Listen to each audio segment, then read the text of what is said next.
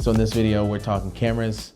I wanted to share my 2025 camera setup just because I like talking cameras. And I wanted to give recommendations, especially for those who are thinking about purchasing something that I already own.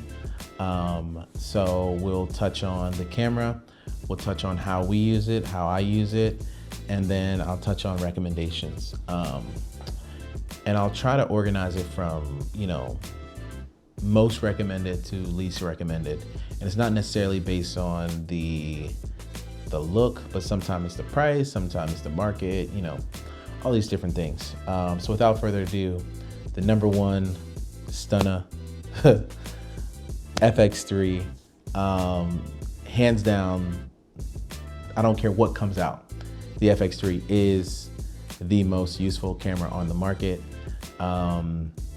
In my opinion, it was really shown its glory through the Milanote Mamba, aka Danny Gevirtz.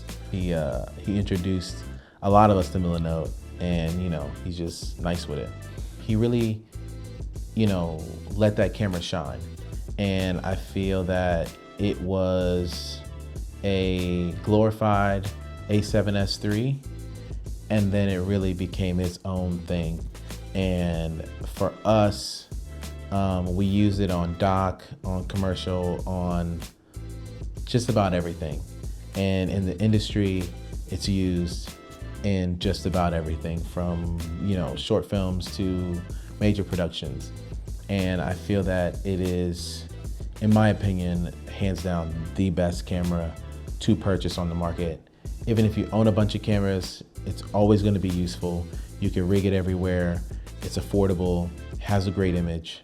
It can match with almost anything on the market. And yeah, FX3, man, it's just good. FX6, a little bit better, has NDs. I think it's more dock focused, has the XLRs. The FX3 has the XLR handle, but it's just not as robust as the FX6 is. So I feel like the FX6 is for folks who previously shot FX9 but needed dual card recording in 4K because it doesn't do it in 4K.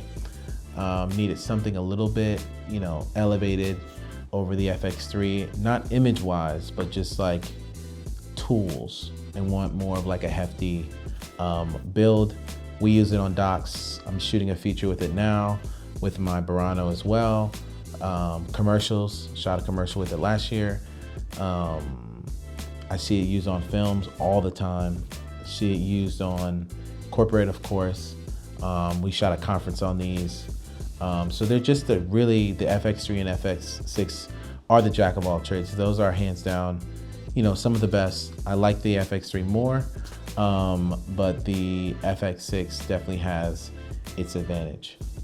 So staying in Sony world, the Burano, what I'm shooting on right now, is my top recommendations if you have the money. The Burano's pretty expensive, but I did do a video a while back about finances and how to, buy these cameras or lease these cameras, and how I go about, purchasing. But I love the image. It is a Venice 2 without the open gate, and it's just a beautiful camera. I look at it like the FX3 is the Prius, the Burano is a Lexus mid-range, mid-high range, and the Venice 2 is the most expensive Lexus you can purchase. And between the three, it's all serviced by the same people. It comes from the same people. And so for those who, have more of a budget and want something a bit more elevated, has better look, better codecs, shoots raw internally, all those things, I definitely think the Burano is it. The next camera is the Blackmagic Pyxis. I think this camera is stellar. We use it for music videos, we use it for film. I see it used in a lot of commercials as well.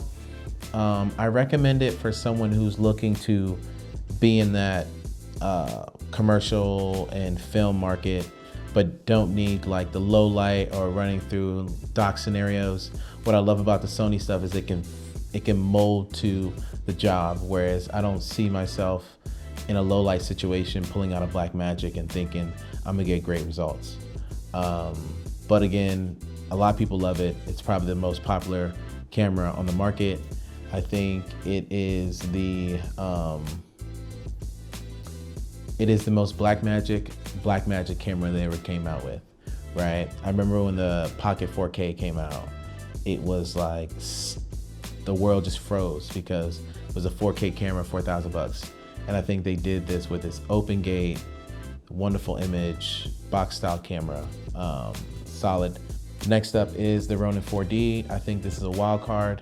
I'm still trying to figure out how to use it. I really haven't, got my feet wet with it, because when I bring it out, the autofocus gets kind of janky, and I'm shooting on the Sony glass. Maybe I'll start shooting more on the zoom lens I have, but I haven't quite really,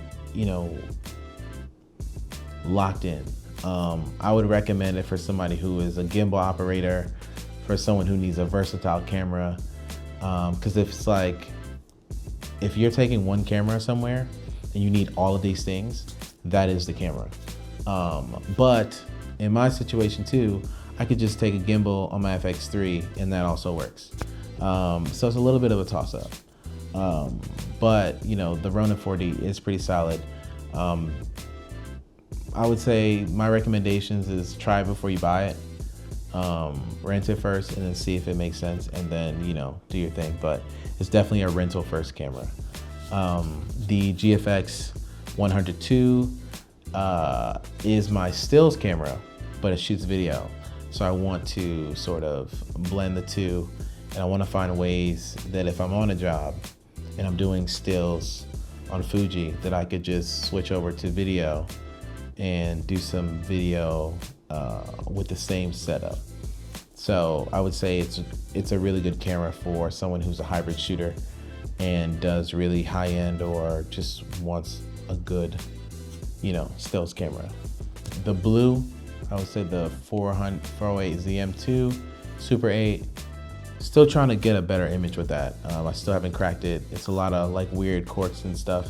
It is an automatic camera, but I took off the automatic pieces because I just want to use manual. So a lot of my film was like frozen, and then it takes a long time to get developed. So I'm really trying to hone my skills in for this Super 8. It is the most professional Super 8 on the market, if I'm not mistaken. I could be wrong. If I am wrong, somebody please tell me in the comments. And it's amazing. The image is amazing. It's like 16 millimeter, but 8 millimeter. Like the image is super clear. The lens is really good.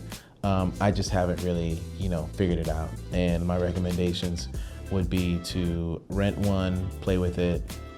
Film is in right now, but film is also expensive. So try it before you buy it. And last but not least, the Alexa Mini, best image on the market.